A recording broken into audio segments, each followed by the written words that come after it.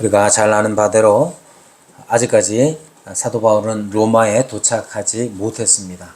여전히 로마로 가고 있는 중이었던 것이죠. 다시 우리가 생각해 보건대 이 로마로 가는 로마행의 의미가 무엇인지 다시 한번 생각해 봐야 할 것입니다. 여러분, 바울이 로마로 가는 것, 이 자체가 어떤 의미가 있습니까? 그것은 그리스도께서 친히 말씀하신 바에 대한 순종입니다. 분명히 그리스도께서는 사도 바울에게 네가 로마에서도 나의 일을 증언해야 하리라 하셨으니까 이 사도 바울은 주님께서 나에게 원하시는 것은 로마에 가서 거기에서 주님의 증인, 예수 그리스도의 증언자로서의 역할을 해야 한다, 이렇게 생각했던 것이죠. 그러니까 로마로 가는 이 모든 과정은 다 그리스도의 말씀에 대한 순종을 의미합니다. 즉 주님의 뜻을 이루고 있다는 점이죠. 모든 과정이. 그런 점에 있어서 주님의 뜻을 이루는 데 있어서 생각할 점들이 몇 가지 있습니다.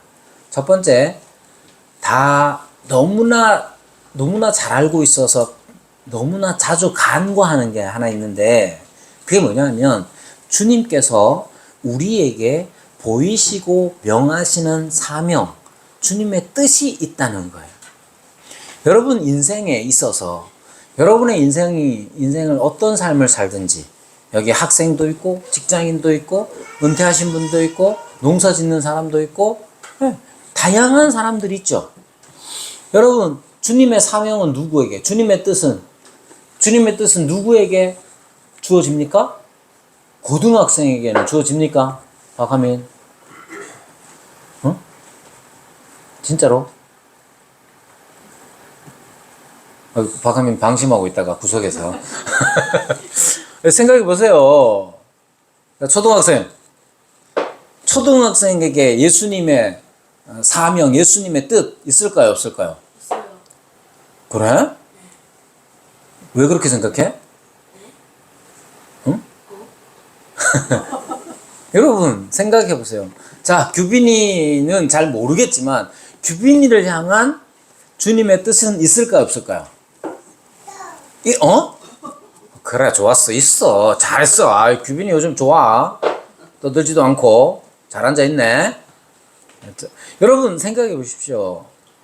주님의 뜻이 누구에게 있습니까? 지금 박소연 집사님이 여러 가지로 힘듭니다. 다리도 아프고 속도 아프고 머리도 아프고 할 수 있는 건 별로 없고, 박소연 집사님에게 주님의 뜻은 있습니까, 없습니까? 여러분, 이거 너무 자주 간과합니다. 주님은 살아계시는 하나님이시잖아요. 살아있다는 말의 의미가 뭡니까? 자기 역할을 하는 거예요. 우리가 맨날 살다 보면 진짜 내가 살고 있는 건지 이게 사는 삶인지 언제 그걸 느끼냐면, 내가 무슨 목적도 없이 그냥 떠도는 사람처럼, 붕붕 떠 있는 사람처럼, 뭔가 아무런 목적도 없이 그냥 하루를 그냥 버티며 그냥 견디며 살아갈 때, 사는 재미가 하나도 없을 때, 그렇게 아무런 목적성이 없을 때 우리는 삶에 어려움을 느낍니다.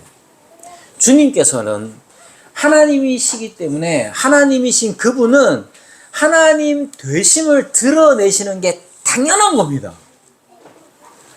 하나님이 누구에게 하나님이 되시느냐면 우리 모든 사람들에게, 다시 떠드는 한규빈에게도 하나님의 뜻이 있고요. 규빈이 앉아야지. 딱 앉아. 자꾸 말하면 안 돼. 울어도 안 돼. 울어도 안 돼. 그만 그쳐라.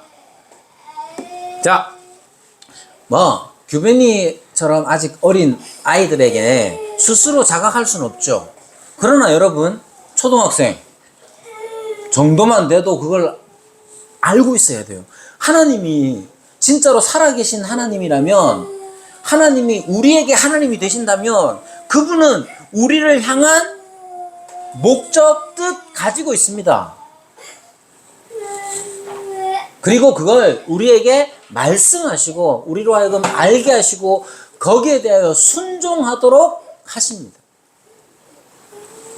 그러니까 모든 삶의 순간에 주님을 향한 우리를 향한 하나님의 뜻이 있다는 사실을 잊어서는 안 됩니다. 너무 당연한데 너무 간과되고 있어요. 중학생에게 하나님 뜻이 있나 없나? 뭔지는 몰라도 하여튼 있어. 네. 우리가 우리의 인생을 몇 년을 살든지 간에 이 세상에 있다면 주님의 뜻이 있습니다. 두 번째, 주님의 뜻이 있다면 우리는 어떻게 해야 되느냐? 주님의 뜻에 순종하는 삶을 살아야 돼요. 우리 개인을 향하신 하나님의 뜻, 그리스도의 뜻이 있다. 그러면 그 뜻이 무엇인지 찾아서 순종하는 삶을 사는 거예요. 주님이 명하신 것에 대해서 순종하는 삶이란 건 피동적 혹은 수동적, 주님이 이걸 말씀해 주셨으니까 내가 그렇게 살게요, 이런 식으로 피동적인 삶의 방식이 아니에요. 야, 하라고 했지? 오늘도 제가 딱 교회 와가지고 딱 보니까 우리 아들이 얼마나 타락을 많이 했는지, 교회 와가지고 딱 제일 구석에 딱 앉아가지고, 미안해요, 저기 앉았었다는 거지 저기가 타락의 자리라는 건 아니에요. 딱 앉아가지고 뭘 하느냐면 폰을 딱 꺼내가지고 폰만 보고 있더라고. 폰으로 성경을 본다고 확신이 안 들더라고요. 그래서 이 자식 너 많이 타락했구나. 그래가지고 교회 와가지고 기도하고 오늘 본문을 읽어야지. 어릴 땐 잘했거든요. 어릴 땐 잘했습니다. 그랬는데 이제 지도 뜨끔하니까 이제 하더라고요. 보세요. 아빠가 목사라서 목사인 아빠의 뜻이 아들에게 전달되지요. 아들에게 전달되면 그 아들은 아빠의 뜻이, 목사인 아빠의 뜻을 따라서 순종합니다. 우리 애들 아직 순종합니다. 보는 척이라도 하더라고요. 자, 주님의 뜻에 순종하는 삶이란 게, 야, 너 왜 그래? 이제 그렇게 하면 되겠어? 제가 했듯이 그렇게 해서 억지로 안 하면 아빠한테 또 더 혼나겠구나 싶어가지고 하는 그런 삶이 아니라, 주님의 뜻에 순종하는 삶이라는 것, 삶이 어떤 거냐면 빌립보서 2장 13절에 이렇게 말합니다. 너희 안에서 행하시는 이는 하나님이시니 자기의 기쁘신 뜻을 위하여 어떻게 하느냐? 너희에게 소원을 두고 행하게 하신다, 이렇게 얘기해요. 그러니까 우리 가운데 하나님의 뜻이 우리 가운데 어떻게 발견되어지느냐면, 우리의 소원, 내가 바라는 바를 통해서 주님의 뜻이 우리 가운데 확인되어지고, 순종의 삶은 그렇게 소원을 붙잡고 사는 삶처럼 그렇게 주님의 뜻을 순종해 가는 거예요. 여러분들이 좋은 차 타고 싶죠? 그럼 어떻게 합니까? 좋은 차에 대한 소망을 가지고, 그래, 내가 얼마를 버니까 얼마를 동안 모아가지고 해야지, 아니면 어떤 자동차 회사에서 하는 프로모션을 따라서 내가 이렇게 해야지, 그렇게 소원을 가지고 계획을 가지고 그랬을 때, 저는 주로 이렇게 잘 낚이는 사람이라 그랬을 때 기분이 좋아지거든요. 여러분, 하나님의 뜻에 따라 사는 삶에도 마찬가지입니다. 하나님께서 당신의 기쁘신 뜻을 우리에게 어떻게 밝히시느냐? 소원이라는 것을 통해서 밝히십니다. 여러분의 소원이 무엇인지 살펴보세요. 그 소원이 단지 내가 좀 더 잘 먹고 잘 살고 좀 더 편하게 사는 것에만 있느냐? 여러분의 소원이 여러분의 본질을 드러냅니다. 여러분이 진짜로 원하는 게 뭡니까? 여러분이 진짜로 원하는 게 무엇이냐가 중요한 거예요. 그것이 참으로 주님께서 주신 소원, 주님의 기쁘신 뜻이라고 생각합니까? 아니면 여전히 죄에 물든 욕심에 가득 찬 나 자신을 향한 안락함을 추구하는 것에 있는 겁니까? 그게 중요해요. 여러분의 소원을 점검하는 거 아주 중요한 일입니다. 그리고 여러분, 이렇게 우리의 이 로마로 가는 길이라는 게 그걸 나타내는 겁니다. 주님께서는 바울에게 명하시는 것이 있습니다. 주님의 뜻이 있고 그 뜻을 자신의 소원으로 삼아서 순종의 삶을 살아가는 거예요. 그러면 외부적인 환경은 어떠하냐 하면, 여러분, 주님의 뜻도 알고 주님의 뜻을 나의 주님의 기쁘신 뜻을 나의 소원으로 삼아서 아주 희망차게 살려고 다짐하는 우리에게 펼쳐지는 환경이라는 게 어떤 거냐 하면, 순풍에 돛단 듯, 아니면 유유자적이 뭐냐면 속세를 떠나 아무 속박 없이 조용하고 편안하게 사는 삶을 유유자적이라고 합니다. 하나님의 뜻, 그의 뜻에 대한 나의 순종, 이게 다냐? 그렇지 않아요. 하나님의 뜻과 우리의 순종은 어디에서 펼쳐지느냐 하면 27장에서 쭉 말하는 게 있죠. 뭡니까? 대부분 주님의 뜻에 순종하는 삶의 외부적인 환경은 거칠어 보입니다. 어느 정도로 거칠어 보입니까? 유라굴로 광풍 속에서 주님의 뜻과 우리의 순종이 이루어지는 거예요. 여전히 거친 환경 속에서 여전히 소망을 간직하며 살아가도록 하는 겁니다.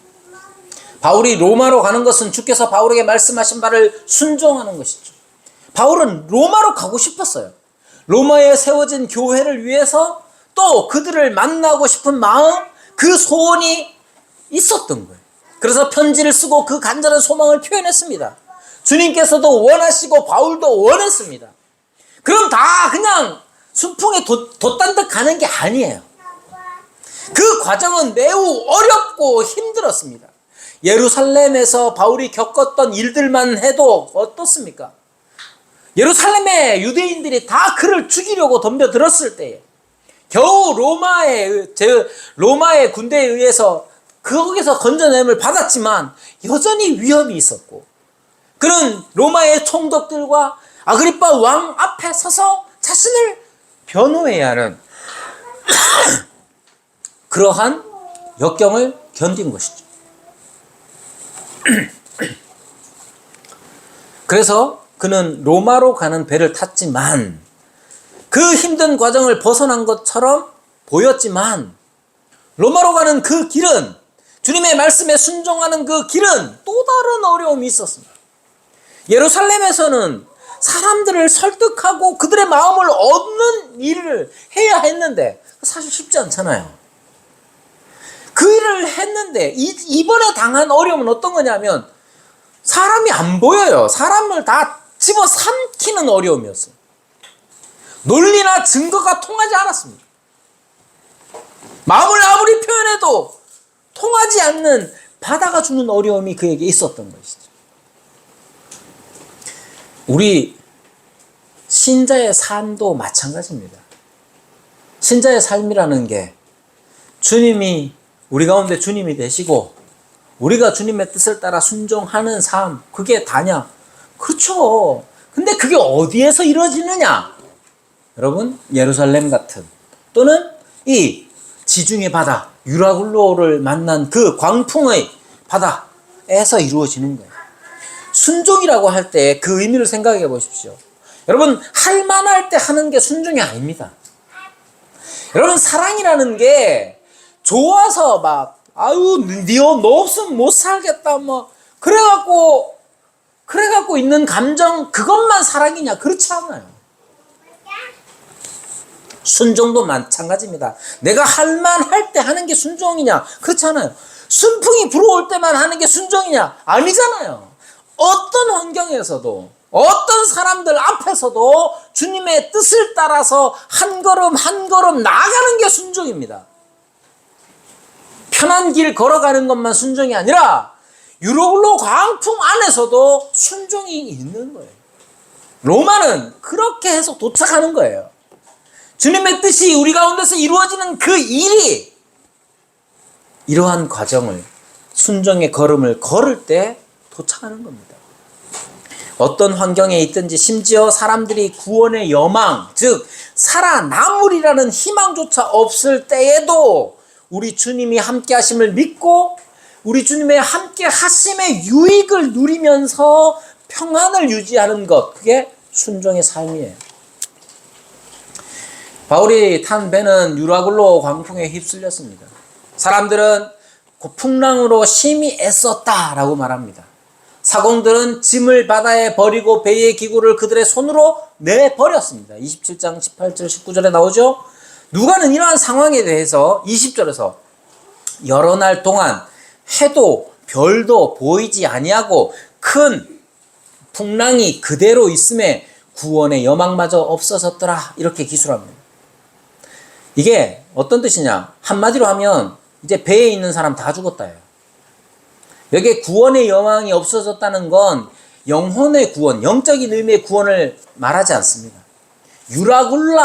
유라굴로에서 벗어날 수가 없다는 거예요.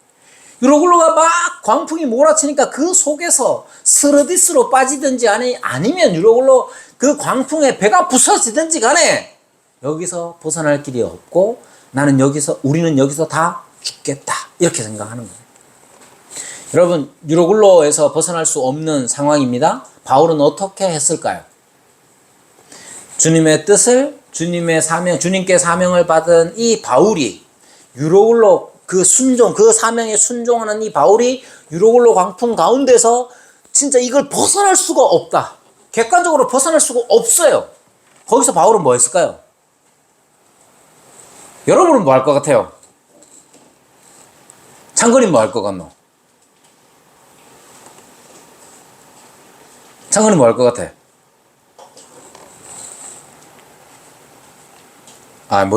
내가 목사님이 무슨 얘기하는지 못 들었구나. 넌 가끔 내 생각을 하니. 자, 여러분, 바울이 어떻게 반응했는지 여러분 상상해 보십시오. 상상할 수 있는 몇 가지가 있겠죠. 이렇게 생각했을 수도 있습니다. 주님은 로마에서도 네가 나의 일을 증언해야 할 것이다, 이렇게 말씀하셨으니까 그래, 광풍이 아무리 쳐도 나는 로마에 갈 거야. 그리고 안심하고 마치 주님께서 그래 하셨던 것처럼 배 뒷칸에 가가지고 잠을 푹 자고 있었겠습니까? 사공들이 짐과 배의 기구를 바다에 버릴 때 그러면 안 돼 하면서 혀를 차고 있었겠습니까? 아니면 기도만 하고 있었을까요? 바울이 어떻게 했는지 기록이 없어요. 그러나 짐작할 수 있는 것이 오늘 본문에 나옵니다. 28장 3절에 보면 바울이 나무 한 묶음을 거두어 불에 넣었다, 이렇게 말하죠. 바울은 비가 오고 차가운 날씨로 인해서 불이 필요할 때 그 나무를 가져와서 불이 계속 탈 수 있도록 일을 했어요. 그 일을 하지 않으면, 누군가가 그 일을 하지 않으면 자기와 함께하는 사람들이 어떻게 될지 모르잖아요. 여기에서 보블리오의 부친이 열병과 이질에 걸렸는데 열병과 이질이 도리어 이 바울 일행에게 닥쳤을 수도 있는 거잖아요. 그러니까 몸을 따뜻하게 하기 위해서 불이 필요하고 불을 떼야 되는데 그 필요한 일에 바울이 직접 했어요.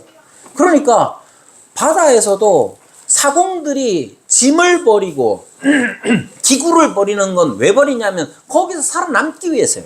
아마도 바울은 모든 사람들이 살 길을 위해서 그 일을 도왔을 수도 있겠다.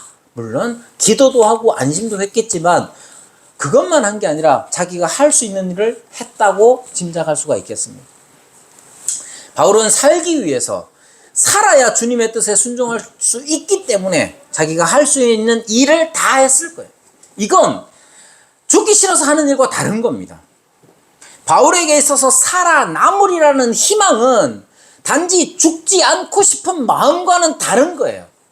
여러분, 살아가는 게 죽지 못해 사는 사람하고 산다는 게 즐겁고 산다는 게 어떤 목적을 성취하는 그 목적 지향적인 삶과 죽지 못해 사는 삶은 다른 거잖아요.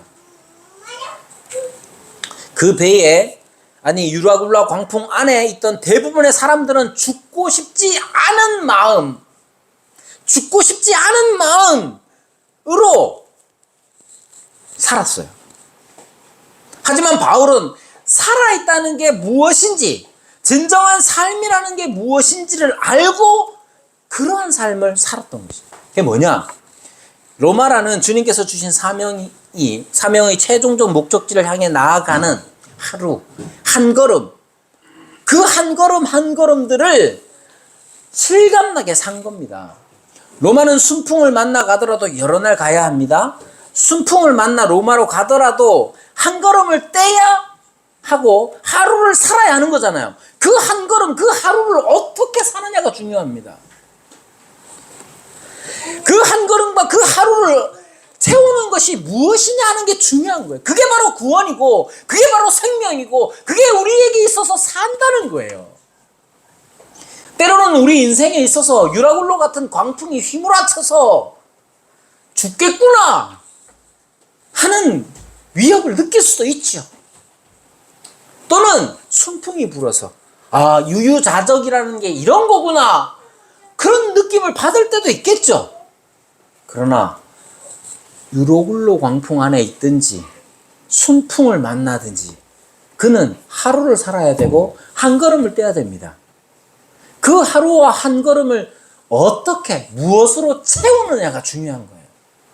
사도 바울도 그들과 똑같이 살아남으리라는 희망 없어요. 유로굴로가 덮쳐가지고 그냥 죽는 게 당연한 거예요. 배가 파손되고 그 바다 한가운데 다 빠져 죽을 수밖에 없는 그 순간에도 바울은 생명을 누립니다. 구원의 삶을 산 거예요. 그게 뭐냐? 27장 23절에 내가 속한 바 곧 내가 섬기는 하나님의 사자가 어젯밤에 내 곁에 서서 말하되 바울아 두려워하지 말라. 네가 가이사 앞에 서야 하겠고 또 하나님께서 너와 함께 항해하는 자를 다 네게 주셨다. 이렇게 말합니다. 이 안에 들은 게 뭐냐? 바울은 자기가 하나님께 속한 사람이라는 분명한 믿음을 가지고 있었습니다. 하나님께 속했다. 증거가 뭡니까? 이장건 하나님께 속해 있나? 증거가 뭐야?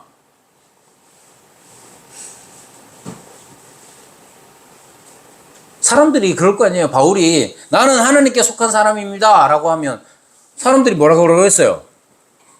증거가 뭐야 하겠죠.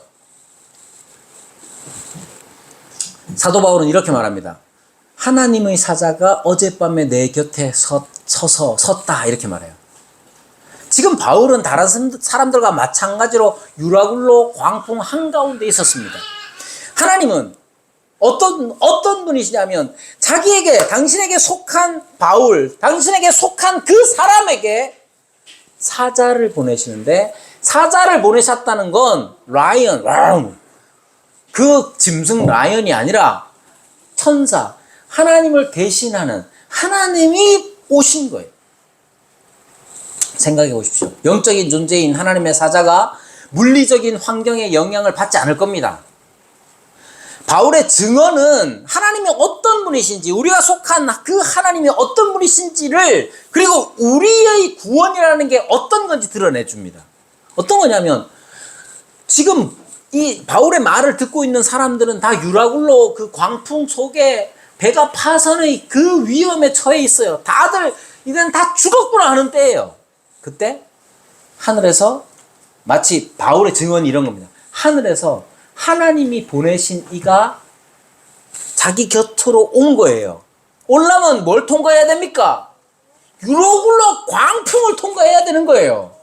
당연히 천사는 영적인 존재이기 때문에 물리적인 어떤 것에 영향을 안 받겠지요. 그러나 지금 바울의 증언 자체는 하나님이 어떤 분인지를 가르쳐 주는 거예요. 하나님의 사자는 모든 사람을 죽게 만드는 힘을 가진 유로굴로 광풍을 저 하늘에서부터 뚫고 내려왔습니다. 세찬 비바람이 종횡무진 부러치는 그 하늘을 뚫고 해도 별도 없는 그 배 안으로, 그 속에서 죽은 것이나 마찬가지는 사람들 가운데로 오신 거예요. 그게 누구냐? 바울이었죠. 그리고 그 하나님의 사자는 하나님의 말씀을 전합니다. 바울아, 두려워하지 말라.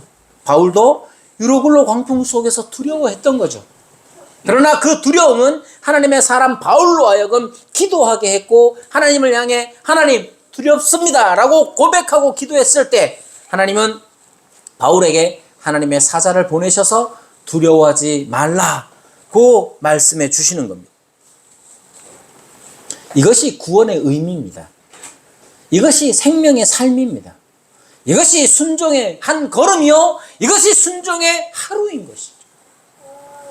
여러분, 이게 중요합니다. 우리가 순풍에 돛달고 주님의 사명을 향하여 나아갈 때에 그 순풍에 돛단 것 같은 그러한 환경일지라도, 아니면 유라굴로 한 복판일지라도 우리의 한 걸음과 하루는 우리에게로 오셔서 모든 두려움을 제거하시기 위하여 안심하라 말씀해 주시는 그 하나님의 샬롬을 붙잡고 살아가는 것. 그것이 바로 구원의 삶이고 생명 있는 삶인 것이죠. 우리 주님께서 우리에게 주신 최종적인 사명을 완수하는 한 걸음이 바로 하나님과의 생명 있는 교제로 하루를 사는 것입니다. 여러분, 로마는 눈 감았다가 뜨면 도착하는 데가 아니에요. 여러분, 하이퍼링크, 요즘은 하이퍼링크라는 말 잘 안 쓰는데 제가 젊었을 때만 해도 하이퍼링크 막 배워가지고 쓰고 이랬어요. 하이퍼링크 뭡니까? 마우스 탁 갖다 대면 톡 누르기만 하면 그곳으로 쫙 가잖아요. 구원의 삶이란 게 그렇게 되지 않아요. 하나님의 주신 사명, 하나님의 주신 하나님의 뜻, 그게 하이퍼링크처럼 그렇게 도달하는 게 아니에요. 순풍에 돛을 달든 유라굴로를 만나든 이렇게 아주 어려운 과정을 통과해 주는 것이죠. 통과해야 하는 것이죠. 그리고 그 통과하는 모든 하루하루들을 무엇으로 채울 것이냐가 중요한 겁니다. 여러분, 주님께서 주신 사명 있습니까? 그 사명은 언제 어떻게 이루어지는 겁니까? 오늘 하루 지금 옆에 있는 이 사람들과 무슨 상관이 있습니까? 오늘 내가 주님과 생명의 삶을 나누는 그런 삶을 살고 내 곁에 있는 이들에게 평안을 전하는, 안심을 전하는 삶을 사는 것, 그것이 주님의 목적을 이루는 일에 있어서 간과될 수 없이, 아니 그것이 본질적인 것. 간혹 너무 어렵게 살다 보면 사도행전에 나오는 유라굴로 광풍 속에 있는 것처럼 여겨질 때 사람들은 어떻게 생각하느냐 하면 이 유라굴로만 지나면 다 좋아질 거라고 생각해요. 다른 사람들이 볼 때에는 작은 찻잔 속의 태풍 같아 보일 수 있어요. 아유, 뭐 그런 걸 가지고 그러냐, 이렇게 생각할 수 있지만 당하는 사람 입장에서는 유라굴로 같을 수도 있는 거죠. 어찌됐든 간에 대부분의 사람들이 지금 당장의 이 어려움만 지나면 나는 다시 주님께 순종하는 삶을 살 수 있을 거라고 생각합니다. 이 닥쳐진 어려움만 지나가면, 이렇게 힘든 이 시기만 좀 지나가면 주님께 순종하는 삶 살 수 있을 거야. 그러나 27장이 잘 알려주듯이 어려움은 끝이 없습니다. 유로굴로를 벗어나면 어떻게 됩니까? 다 잘 될 것 같아요? 30절에 보면 사공들이 도망가려고 합니다. 그러자 그들이 자기들만 살고자 도망가면 어떻게 되느냐 하면 나머지 사람들이 다 죽게 되죠. 바울이 그들을 안심시키고 하나님께 축사하고 떡을 떼어 먹습니다. 그들은 안심하고 받아 먹었습니다. 그런데 그걸로 끝나지 않아요. 이제는 군인들이 죄수가 도망칠까봐 죄수들을 죽이자고 합니다. 여러분, 유라굴로를 벗어나면 주님께 순종할 수 있는 삶의 장이 쫙 펼쳐지는 게 아니라 여전한 어려움과 고통과 힘든 환경, 내가 어떻게 할 수 없는 그런 환경들이 언제나 우리를 덮칩니다. 왜 그러냐? 이 땅은 여전히 죄로 물들어 있기 때문에 그래요.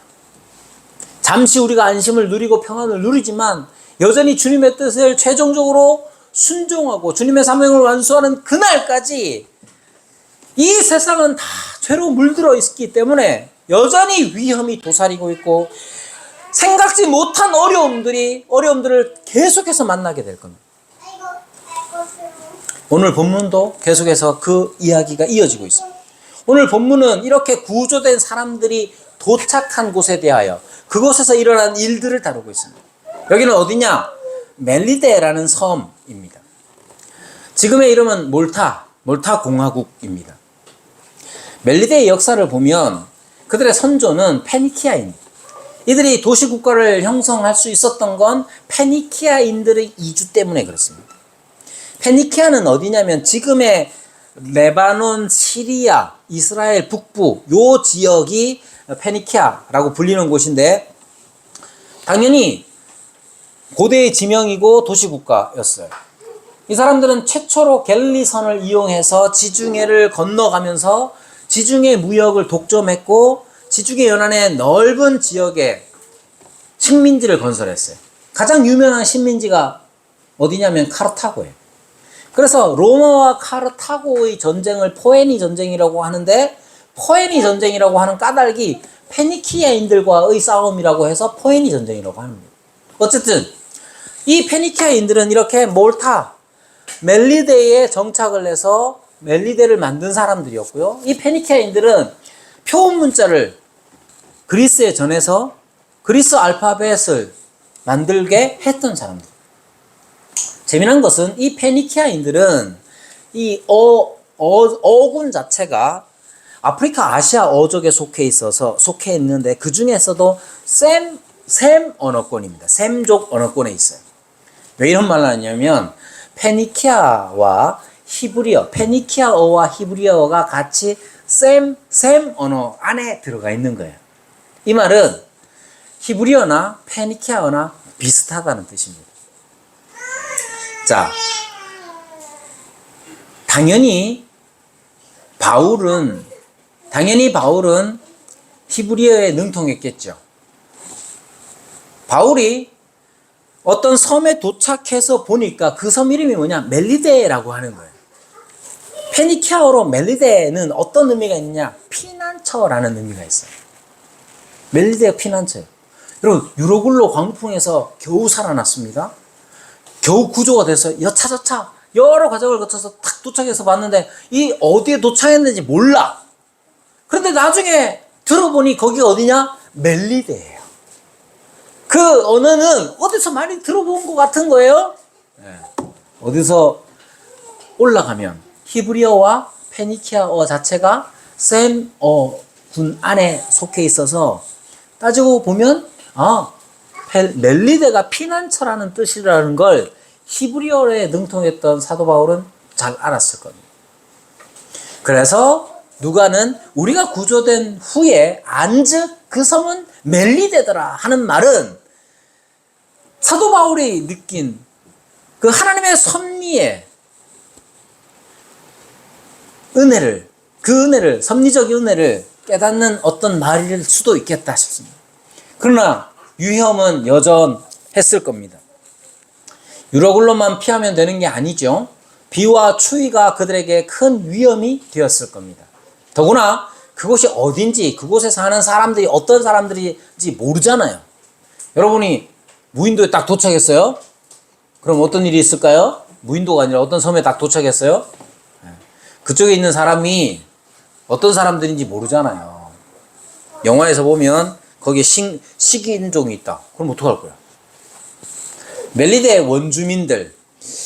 이미 이제 우리는 원주민들이라는 말에서 왠지 발전과 발달이 덜 된 사람들이라는 느낌을 받죠. 헬라어 원어로는 이 말을 바르바로이라고 합니다. 바르바로이. 어디서 많이 듣던 말이죠? 영어로는 옛날 번역에는 바바리안, 즉 야만인으로 번역을 했어요.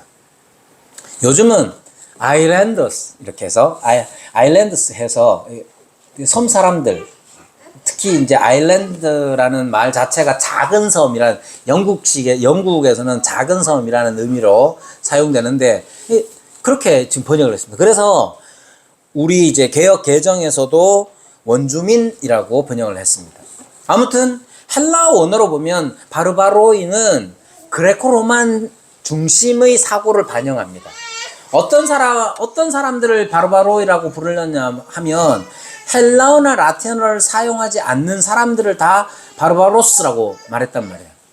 그러니까 자기 말 안 통하면 에이 야만인들 이렇게 했던 거예요. 여러분 멜리데 사람들은 야만인이었을까? 바바리안이었을까요? 그들은 제대로 된 말, 즉 헬라어나 라틴어를 사용할 줄 모르는 사람들이기 때문에 야만인인가요? 인간의 야만성이란 무엇을 가지고 판단할 수 있겠습니까?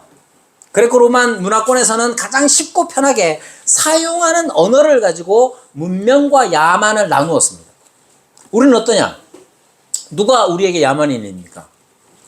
멜리데 사람들은 그러나 멜리데 그레코 로만 문화의 기준으로 봤을 때 바로바로이라고 칭해지는 이 멜리데 사람들은 어떤 사람들이냐면 사람을 대할 때 특별한 동정을 가지고 되었습니다. 영어 번역에서는 작지 않은 친절로 번역되기도 하는데 여기에서 이 동정이라는 말의 의미는 원어 사전을 찾아보면 사람을 돌보는 특성을 가진 사람이 품는 애정의 의미로 친절함이라고 이제 사전에 나옵니다. 같은 단어가 디도서 3장 4절에도 나오는데 거기에서는 어떻게 번역했느냐면 사람 사랑하심으로 번역되어 있습니다. 멜리데 사람들은 또한 공의 개념을 가지고 있었습니다. 그들은 이 공의 개념이 어디에서 왔느냐 하면 이 특별한 동정과 연관시켜서 생각해 보면 사람의 생명을 소중히 여기는 것에서 온 것 같아요. 왜냐하면 사람의 생명을 소중히 여긴 사람들이기 때문에 살인자는 반드시 벌을 받는다는 관념을 가지고 있었던 것이죠. 그래서 바울이 독사에 물렸을 때 우선 독사에 이 바울을 문 뱀이 독사인지 아닌지 어떻게 알겠어요?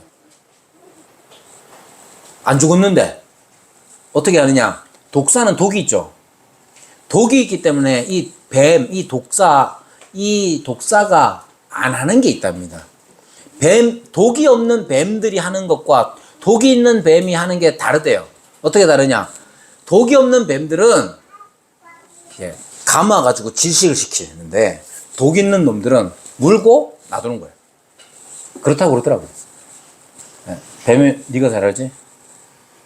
한번 실험해 보도록 해라.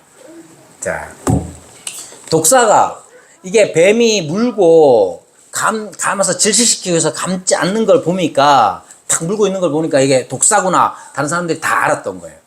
아무튼 독사에 물렸을 때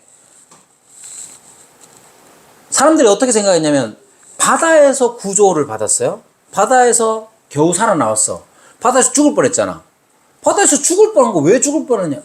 저 사람들 무슨 죄를 지었다. 근데 나와서 보니까 독사에 물렸어요. 이 사람은 분명히 괜찮아요. 놔두세요. 이 사람은 분명히 사람을 죽인 살인자구나. 그래서 살인자는 반드시 죽음으로써 벌을 받아야 되기 때문에 이 사람은 살인자다라고 생각했던 것이죠. 그러니까 멜리데 사람들은 사람을 향한 애정과 공의관념을 가지고 있었던 여러분 이것이 사실 알고 보면 이것이 인간의 가장 중요한 특징 중에 하나입니다. 어떤 문화의 기준으로 따져서 야만인으로 분류되는 사람들이라도 사랑과 공의관념을 가지고 있어요. 대단히 놀랍습니다. 누가 야만인이겠어요? 네. 옛날에 아마존의 눈물이라는 다큐멘터리가 있었는데 그걸 보면서 사람들이 대단히 놀랐어요. 왜?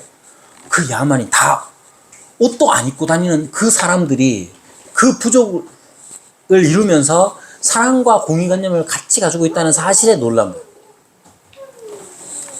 여러분 이런 인간의 특성, 즉 사람을 향한 동정과 공의관념을 가지고 하나님은 사용하십니다. 로마로 가는 바울에게 이 두 가지가 계속해서 역할을 하고 있죠.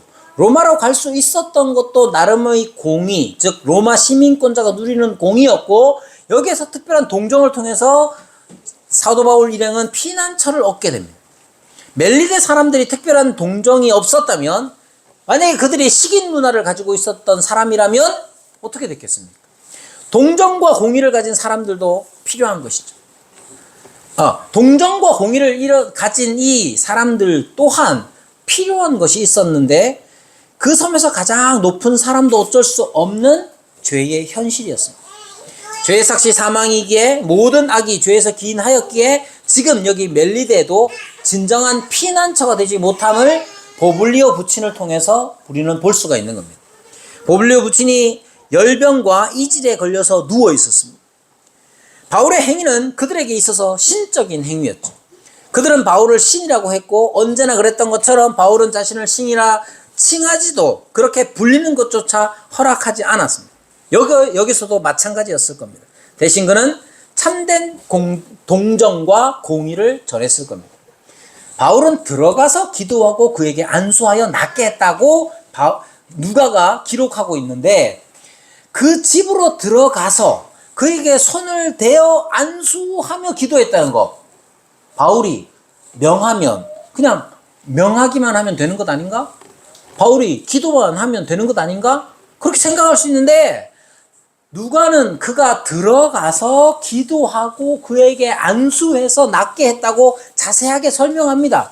아마도 이러한 바울의 행위를 통하여서 그들에게 전달되는 하나님의 진정한 동정하심과 하나님의 이루어지신 온전한 공의에 대하여서 그들에게 전했다고 저는 생각하는 것입니다. 여러분, 우리에게 부어주신 하나님의 특별한 동정과 하나님이 행하신 온전한 공의, 우리에게 행하신 것, 그걸 우리는 다 받았고 누리고 있는 거예요. 따라서 우리는 주님께서 우리에게 행하신 특별한 동정과 또 공의를 의지하는 사람이 되어야 합니다. 우리 주 예수 그리스도를 통해 이루어진 사실을 우리가 들었고 보았고 누렸습니다. 이제 우리가 이 세상을 살아가면서 우리의 하루가, 우리의 한 걸음이 주님께서 우리에게 베푸신 특별한 동정과 온전한 공의에 대한 반향이 될 수 있도록 해야 하는 것입니다. 여러분, 졸고 있는 우리 딸, 이제는 깨라. 이제 설교 마칠 때가 됐으니까. 자, 여러분, 우리가 사도 바울이 로마로 갈 때까지 어떤 삶을 살았는지, 어떻게 하루하루를 살았는지 살펴보면서 우리의 삶도, 우리의 하루도 어떠해야 하는지 생각해야 합니다. 사도 바울이 멜리데 사람들의 특별한 동정과 공의 개념을 보면서 그는 온전하고 참된 동정과 공의를 그들에게 전했을 거라고. 우리는 이미 그 동정과 공의를 통해서 구원의 삶을 사는 사람들이잖아요. 그것을 밖으로 다시 비추어서 우리와 만나는 모든 사람들에게 주님의 복음을 전하는 삶을 살아가는 저와 여러분이 되기를 바랍니다. 우리 말씀